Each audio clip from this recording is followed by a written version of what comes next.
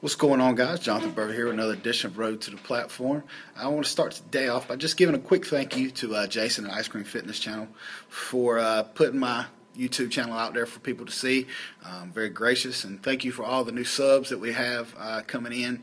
I tried to answer as many questions as I got in on my comments page, and I'm going to try to make a few videos out of some of them because some more recurring questions, and obviously I think if it's a recurring question, a lot of people are going to have this same issue.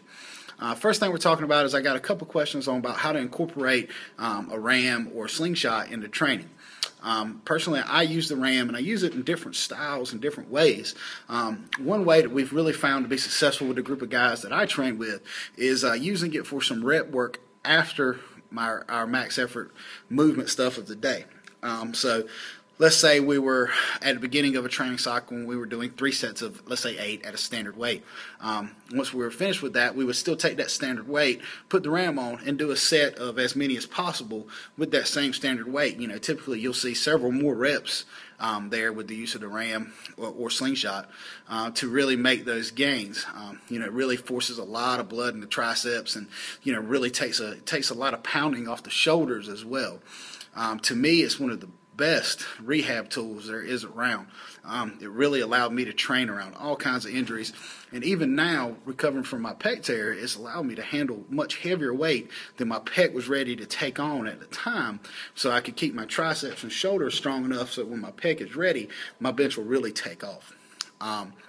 Another way to really use the RAM in the training is using it to work up, let's say we're in the lower rep ranges and then ramping up after that. So, let's say we're doing like a 5 sets of 3 type workout, and, after we finish that, you could go ahead and ramp up for 2 or 3 more sets of 3s, So let's say you were doing 2 1/4 for your working weight, then you could go to 245 for a few reps, and then maybe 275 for a few reps.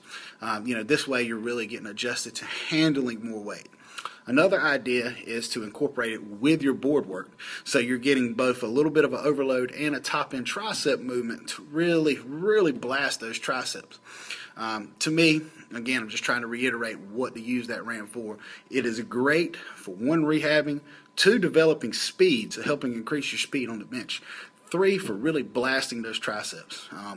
As far as strength gains with it, my raw bench really was moving. As an equipped lifter, I didn't really concern myself too much about what I would lift raw.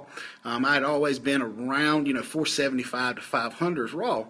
And, with the RAM, I had worked all the way up to 565, 75 range with just the RAM on. So then I was able to take it off and handle 500 like it was nothing. So, it was really something that I used a lot in my training. So now as an equipped lifter, even though I know this is probably a pretty limited pool of people I'm talking to here, I would work up to a heavy weight for 3 or 4 reps. Then I would put the RAM on and use it for 2 sets in between going into my bench shirt, so that my bench shirt sets were all heavy productive sets, and I was still handling moderate weight. I really would suggest, guys, anybody who's serious about strength training, to purchase a RAM or a slingshot. And I think the Catapult and the Bench Steady by Mike Womack, which I haven't tried yet, but Mike is a huge bencher, and look, if he's putting his name on it, it's probably a good piece of equipment.